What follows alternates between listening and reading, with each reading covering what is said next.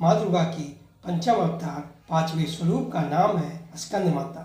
स्कंद माता का मतलब स्कंद यानी भगवान कार्तिकेय की माता। अब नवरात्रि के पांचवें दिन अश्विन शुक्ल पक्ष पंचमी को माँ दुर्गा की पंचम अवतार स्कंद माता की पूजा करते हैं। अब जो माता शैलपुत्री के रूप में एक पुत्री थी, अब वो माँ बन गई हैं। अब उनकी पहचान अब एक माँ के रूप में है, इसलिए उनका नाम पुत्र स्कंद, जो कि भगवान कार्तिकेय हैं, उनके माता के होने से है। मतलब अब वो स्कंद माता है, तो ये जो रूप है माँ का, एक माँ का स्वरूप है। जब कोई गर्भवती महिला माँ बन जाती है तो उसके स्वरूप की तुलना इस स्वरूप से कर सकते हैं। और अगर यहाँ पर आप देखें तो माँ ममतामयी है, पुत्र वात्सल्य से परिपूर्ण है, इसलिए उनके हाथ में कोई शस्त्र नहीं दिखाया गया है। अभी उनका पूरा ध्यान अपने शिशु पर है।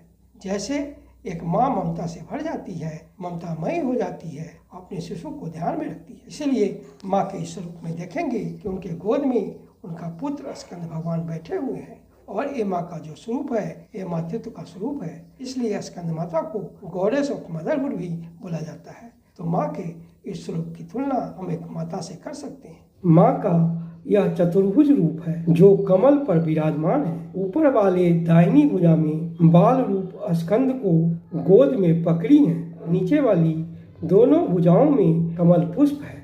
माता का ये रूप चेतना, शक्ति और सृजन से परिपूर्ण है। इसलिए माता का यह रूप बताता है कि सफलता के लिए शक्ति का संचय और सृजन की क्षमता दोनों का होना जरूरी है। माँ के इस रूप की उपासना से भक्त की सारी इच्छाएं पूर्ण हो जाती है और मोक्ष की प्राप्ति होती है। आइए अब हम लोग माँ स्कंद माता को मन से आराधना करें।